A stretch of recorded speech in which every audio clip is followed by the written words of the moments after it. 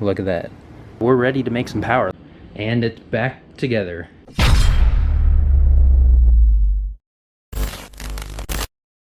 Well, here it is, everybody. We got our ported head back, and I can say this thing looks pretty sweet. So you can see our exhaust porting right there. I want to get a good shot of it because we're not going to be able to see it again. Oh yeah, look at that. Here's our intake porting as well. And then here he cleaned up the bottom of the cylinder head, as you can see here. It's very nice and clean, looks like it's brand new. I want to say that he took maybe a few millimeters off of it, I'm not sure though. He could have been talking about something else, but yep, we got it back, and we're ready to make some power. Let's go ahead and prepare the cylinder. Got to get the head gasket put on here. We cleaned it up here. I don't want to touch it, don't want to get my hands all over it, but looks like we're good to go. Cleaned up as much of the carbon buildup as possible. Now we just got to lift it up a bit and put some silicone where the cases meet, so that way we don't leak some oil there, and then we should be good to go. Put the head gasket on and put the head on.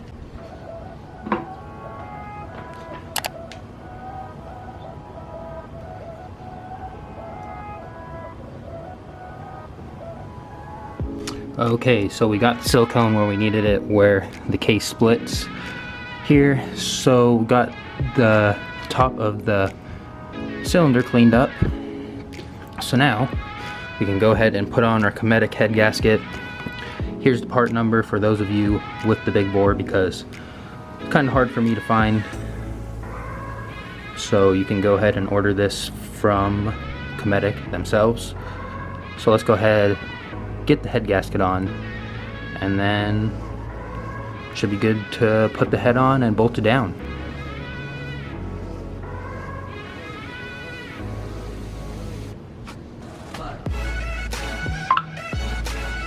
So we got the head gasket on here.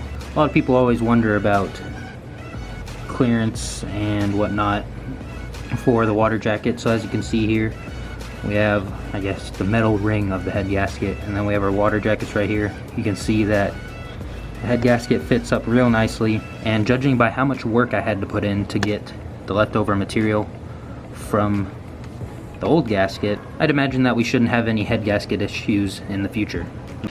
So now that we got the gasket on, we can go ahead and put the cylinder head on, and this is the moment we've all been waiting for to get this ported head on, so let's go ahead and do it.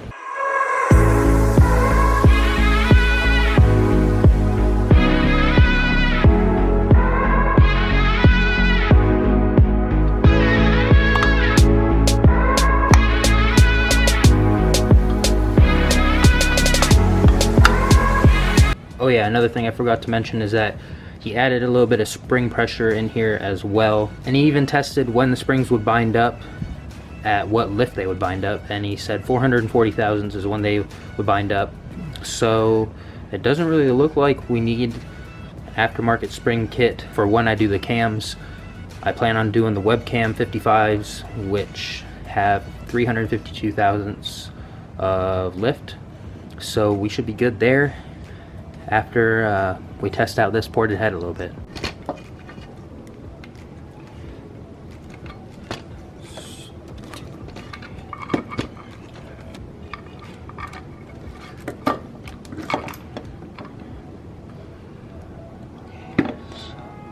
Hold on.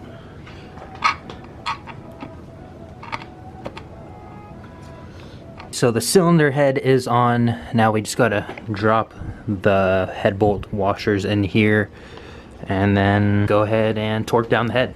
Before we take these washers for the head bolts and put them in, we need to put grease on each side of them.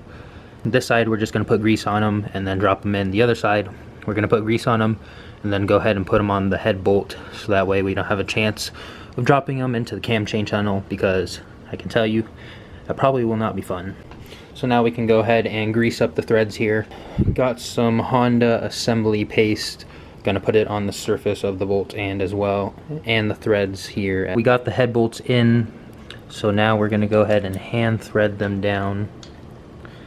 And then after that, we'll go ahead and torque them. We got them all hand tight there, so now we are going to go ahead and torque them in sequence to 11 foot-pounds at first, and then after that we can go ahead and do 34 foot-pounds, do the smaller head bolts, come back to these about 10 to 15 minutes later, torque them again or check them, and then check the other ones.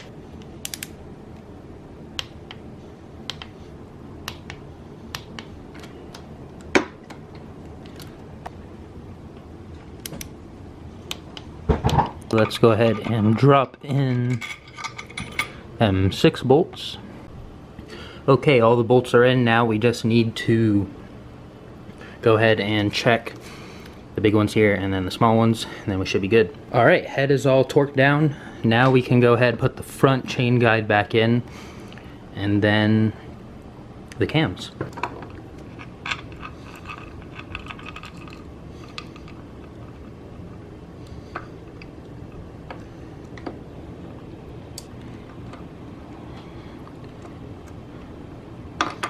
And as you can see, we haven't even put the tensioners in yet, but the exhaust line and the intake line are both lined up with the top of the cylinder head, so it looks like my marks paid off. So let's go ahead and get the cam cap on, and then tensioners, turn it over, check our valve clearances, because we probably will need a re-shim, but I guess we'll find out.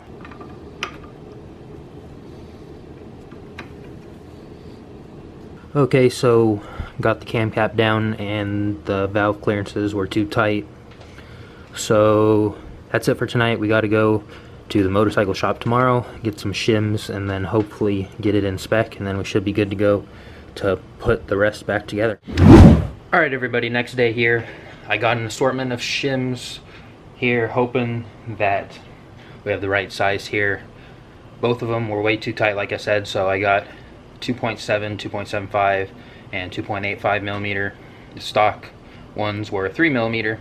So I'm gonna go ahead and put some of those shims in and see if we can't get the valves in spec, and then we should be good to go to slap everything else together. So we got 2.7 millimeter for the exhaust and 2.85. Let's go ahead and put the cams on, the cam cap, and see if we're in spec.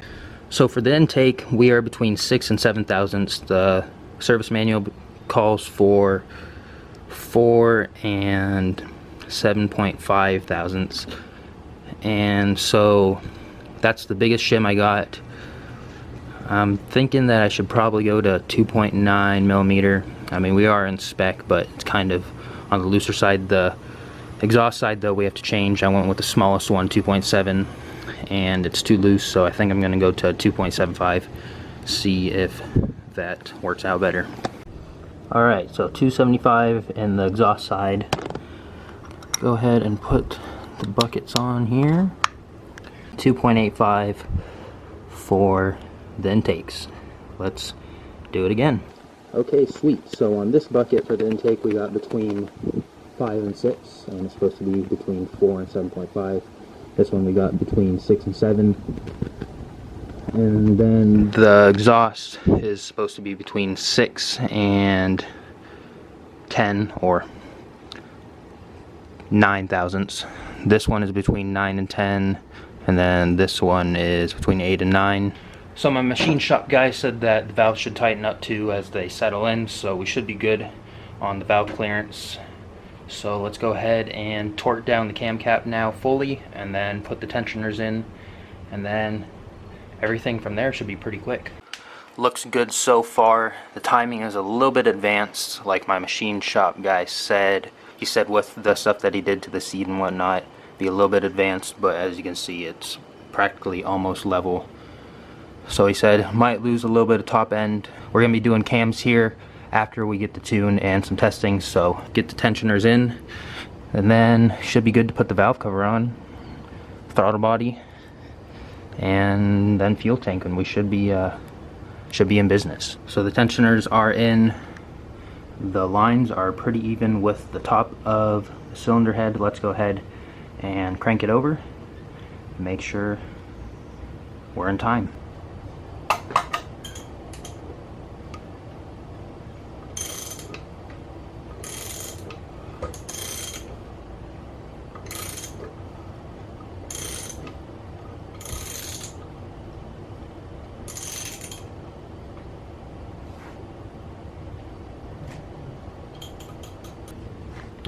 Alright, just like that, you can see that the lines, exhaust, lined up, intake lined up, so it looks like we are good.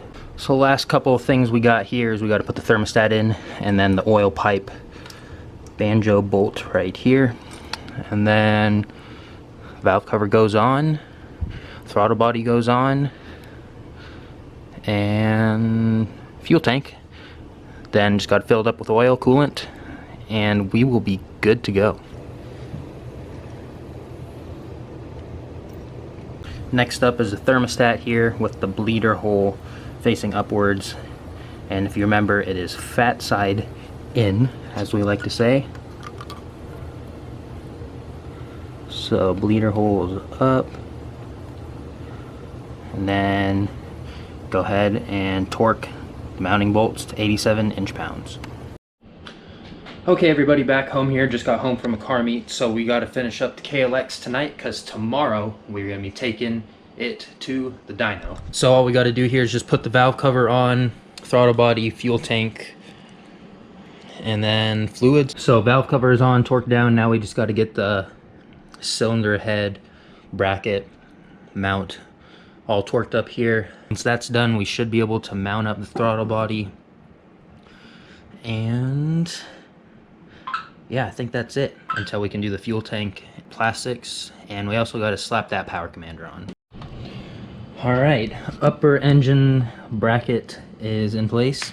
Now let's go ahead and put in that bad throttle body. Okay, the throttle body is on. Now the dilemma I face here is we have the ported head and the bored throttle body. I think I'm going to put the EJK on real quick to get some heat in the motor, or at least just to see if there's any leaks or anything, make sure nothing funky is going on, and then put the power commander on. So in order to do that, we just need to put the radiator fan back on, and then put the EJK on real quick, fuel tank, exhaust. A little bit of a warp here, but we got the oil in here, and then the coolant fan on.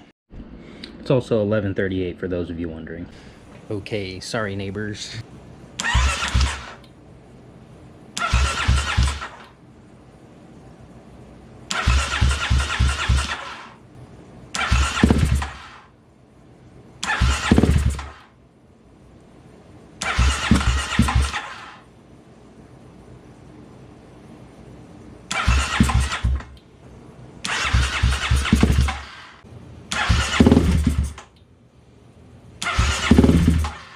Okay, so we got it to crank over, and I already cranked it over by hand, so I know that wouldn't be an issue.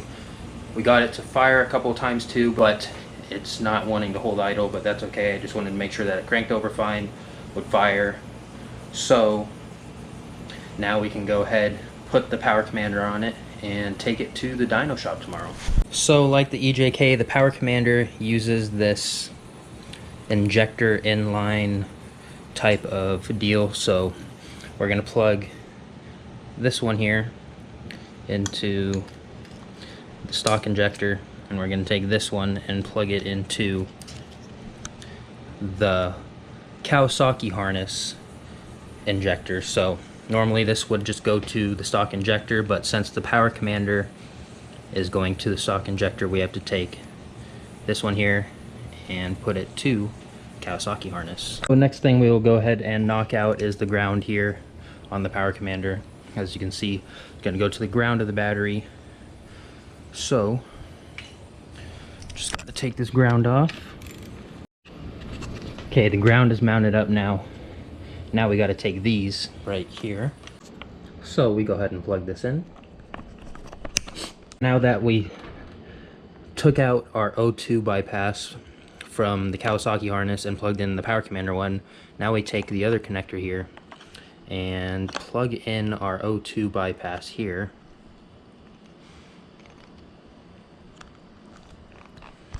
Like so.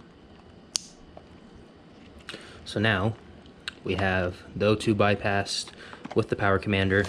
So now that that's done, we just have to mount up the power commander right here, and then this gray wire right here is meant to go into the blue wire of the throttle position sensor. We're gonna wait until the morning to do that, to get my dad to help me, because I don't like messing with wiring and whatnot. And it's back together. Ain't that a sight for sore eyes. Alright everybody, we got the KLX loaded up into the truck, took it to the dyno shop, and they said it should be done next week. Oh yeah, the thing with the posi tap for the power commander, I just took it to the shop and they're just gonna hook that up for me real quick. At 1:30 in the morning, I didn't really feel like putting that together and wiring that all up, considering that I had to get up at 8 the next morning. So there you have it, we got the KLX all put together, the ported head, board, throttle body, the new power commander, fuel controller.